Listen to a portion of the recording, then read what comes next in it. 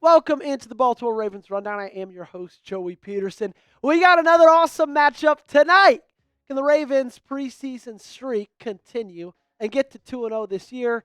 Can the Dallas Cowboys, can they fall back to 0-2? We got a lot to talk about on today's show. I got this game. I got 5 things to watch. Make sure you guys don't go anywhere. Appreciate you guys tuning in. If you hate the Dallas Cowboys, let me know by liking the video, okay? I got in some arguments with my friends here at Chat Sports. Some people don't think the Cowboys are the most hated team in the National Football League. I said they are, and I can prove it to you, okay? So if you hate the Cowboys, show me down below by liking the video. For this game, I'm going to burst your bubble. Still don't expect to see many starters. There's just no reason to, okay? You didn't see them last week. You're probably not going to see them this week. Maybe some other guys go in, but like the big ones, Lamar, DeAndre, Derek, you're not going to see those guys. You're probably going to see 3/4 of Devin Leary again, okay? I hope we don't have to, but that's just kind of the state of the preseason. But I'm going to give you 5 things to look out for if you're true Ravens fans. 5 things to get excited about for this matchup tonight against the Dallas Cowboys. Number 1, you should watch out for Keaton Mitchell again, okay? Because I called it last week when we did this video for the game against the Colts. I said, look out for Keaton Mitchell, and he did not disappoint me. 9 carries, 68 yards, 7.6 yards a carry, and 1 touchdown. It is safe to say, in my opinion, that Keaton Mitchell is back to true form. True form. Now, what does that mean for him? I don't know. In the scope of this offense, just because like we've talked about before, there's a lot of mouths to feed. You have Derrick Henry. You have Justice Hill. Yes, he's more of a pass-catching option in the running back position, but he's there. You have the 2 tight ends in Likely and Andrews. You got Zay Flowers, Rashad Bateman, DeAndre Hopkins, Devontae Walker, Tylan Wallace, and then you have Lamar Jackson as a running threat as well, right? So there's a lot of big weapons on this team, which we shouldn't complain about. We should be thankful about that. But what does that mean for Keaton Mitchell? We don't know yet. But the only thing we know is that if he keeps doing what he's doing in this preseason, if he continues to ball out, if he continues to break off 30, 20-yard touchdown runs, he's going to make it impossible for Todd Monken not to dial up some carries and some plays for him in 2025, okay? Who do you think has more carries this next year between Mitchell and Hill? Let me know in the comment section down below. If you think it's Keaton Mitchell, give me a KM. If you think it's still Justice Hill, go ahead and give me a JH. Remember, I'm talking carries, not touches. Let me know your thoughts. Mike Green, I want him to build on the success that we saw from him on Thursday night against Indianapolis, okay? I want him to have that same kind of dominant effect, but I want him to kind of get home a little bit more, okay? Against Indianapolis, he had a 30.0% pass rush win rate. What that means is he beat the guy above him, blocking him, over him, 2.5 seconds or faster 30% of the times he was rushing the passer. If you don't know, that is an unbelievable number. And part of the way he was able to do that is because of this insane bend. We always knew that that was a really, really big part of his game. We always knew that was one of the traits, was one of the skills in his bag that made him an elite pass rusher. But seeing it on an NFL football field, it's unbelievable. Look at that foot, flat on the ground.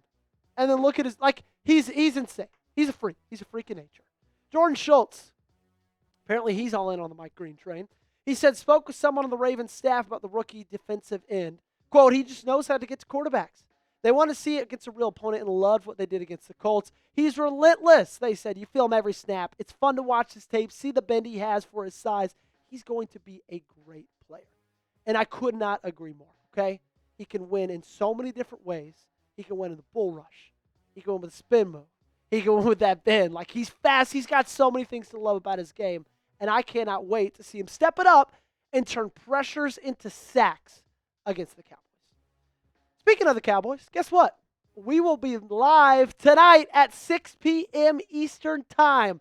All you got to do, 2 things. Hit that subscribe button and turn on those notifications. So that way when we go live, you'll know you could come in, hang out with us, It'll be an absolute blast. We had over 80,000 Ravens fans hanging out with us for the Week 1 game against the Colts. I want that number to go up, okay, as we dominate America's team on their own turf.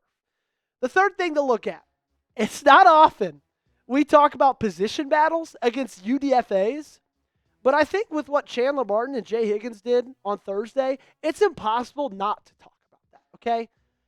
The linebacker room is an interesting thing right now because nobody's taking Trenton Simpson's spot. He's going to be the starter, okay? I don't care how bad you want Teddie Buchanan to start. It's Simpson's job. Roquan Smith, he's the most secure linebacker in football outside of Fred Warner. But there's a spot right there on that roster for that fourth spot. And I don't think Hummel is going to take that. I don't care if they sign him free agency. I don't think that he's better than those two guys. He's a special teams wizard. That's great. I don't want a special teams guy taking up that fourth roster spot. Because guess what? Chandler Martin, Jay Higgins, they can play special teams. And against the Colts, you know what they showed? They could sure as hell play linebacker. 4 tackles and a pass deflection for Martin, UDFA out of Memphis. 3 tackles, 2 pass deflections, and an interception for Jay Higgins, undrafted free agent out of Iowa. Now, the interesting thing is, like, Martin has a higher ceiling. Like, at his best, he's going to be better than Jay Higgins. At his worst, he's going to be worse than Jay Higgins. And that's why Higgins seems safer. So it's an interesting bet. Do they risk it and go with the higher ceiling, or do they play it safe and go with the guy who's had over 100 tackles 2 straight seasons in college football at Iowa? If it's my opinion, since it's the 4th roster spot, why not go with the guy with the higher ceiling? Why not go with a guy like Chandler Martin? That's what I think. Who do you think makes the roster? Do you think it's Higgins, Martin, or neither? Okay, because there's a world where Jake Hummel makes it and both those guys are just on the practice squad. You let me know in the comment section down below. If you think it's Higgins, type JH. If you think it's Martin, give me a CM. If you think it's neither, go ahead, give me an N. I talked about Keaton Mitchell again. Now we're going to talk about LaJohntay Wester again, because he was a guy we were looking out for in Week 1. We're going to be looking out for him Week 2, and if he balls out again, we're going to be looking out for him in Week 3. He was the highest-graded wide receiver in the preseason in Week 1 out of all rookies, 84.1. He also just so happened to give us the most electric play of the game with what he did on special teams, cutting it up the middle and taking it to the house like 86 yards. He's a freak, okay? And we said it a lot. I said it when they drafted. I said I don't love that there's 2 wide receivers that both are 5'9" and like 170 pounds, because you already got that with Zay Flowers. But honestly, I think Todd Monken looks at it in a way of it's a strength. He says, I think down the road, this year moving forward, he's going to be a heck of a weapon. He kind of gives us another novelty for Zay Flowers. And so I think because it's 2 guys with similar sizes, they already know how to use them in this offense. And speaking of that, like, I want to see him get a little bit more involved in the offense. I get it. He led this team in receiving yards. That's because he had a massive play catching the ball down the field. Great body control, great concentration. But I want to see him kind of with a little bit more catches. 3 targets, 2 catches last year. I want to see like 7 targets, 6 catches, something like that. Okay, I want him to be more of an every down guy on offense. And that's not his fault. It was more the fault of Devin Leary and Cooper Rush not being able to complete a pass. But that's kind of what I want to see from him tonight against the Cowboys. Predict the score for me, okay? Get down in the comment section. How do you think this game shapes out? What do you think the score is going to be? You let me know down below. The last thing I'm looking for, I want to see some more consistency from Tyler. Because that's really what I've been looking for the entire this offseason. That's what I was looking for last game as well. He went 1 for 2 against Indy. The miss was from 46 yards. Now, he did back it up with a really good week of practice. He also backed it up in the game with a really good make. Right? His first kick was a miss. Great response from the rookie to make your next one. The thing that's interesting about him and what they're doing with him is in practice, though, is they're focusing a lot between 40 yards in it. Because Chris Horton spoke to the media and said that the majority of field goals made, 80% of their past attempts in the last couple of years, having 40 in it. Because the offense is so good, they usually get it close to the red zone. And then if they get stopped, they'll kick a field goal. It's usually inside of 40 yards. And so that's what they've been working for a lot, okay? Now, that's not to say he doesn't try a 40, 50-yarder every now and then. That's not to say that he's going to have to attempt a 40 or 50-yarder every now and then. But they're saying 80% of their field goals in the past couple of years have been 40 in it. So they're really working on that this week.